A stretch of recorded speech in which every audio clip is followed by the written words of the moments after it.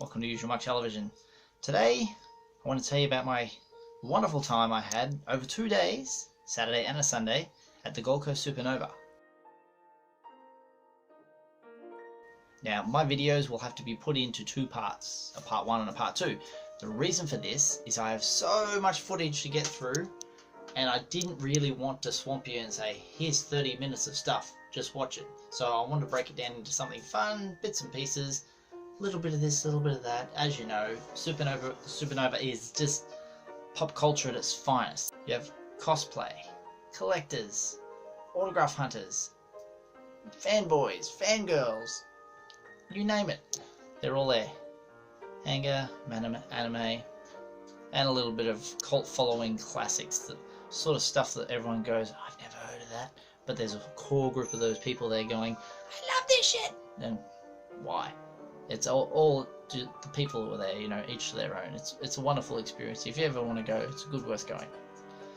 So, day one I saw not as many people on the floor as I usually do. Every time I go to one of these, it's chock-a-block, packed to the house. You know, there's got to be 20,000 people in that convention center. It is usually really, really hot, really, really cramped, and this year was a bit more free-flowing. I believe over the past years, people obviously know that a certain person from a certain series, like say Game of Thrones, they're there, they'll be all over that event.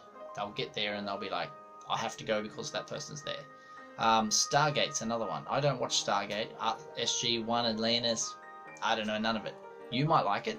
So when one of their stars from the show goes to Supernova to sign autographs and get their photo taken with you, it'll be chock-a-block. There's 10,000 people just going to see one particular person.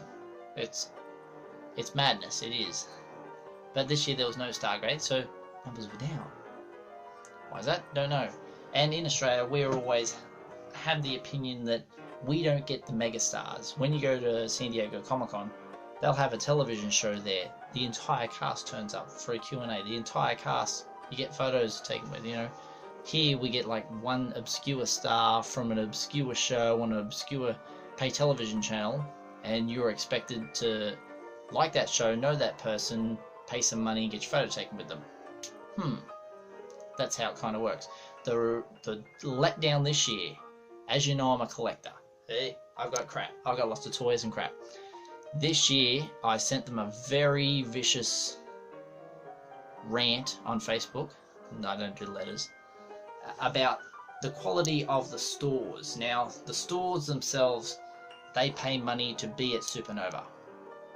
And I wanted them great. I want to go there and say, wow, you've got shit that I don't have. I'll buy that. Oh, that's good. Everything there was of department store quality. I could get that 5 minutes away from my house. I wanted to go to this event and find something rare. You get there and go, wow, I don't have one of them. There was one particular action figure store with all the Star Wars stuff from early. The grading on some of them were fantastic, but to pay $1,100 for a toy, it ain't about price range. But if I want something that I can't get and I'm going to have to pay $50 for, I might be happy to part with that kind of cash. But not $1,100. It's just too much. So that guy was there. There was some really cool model kits. They're very pricey.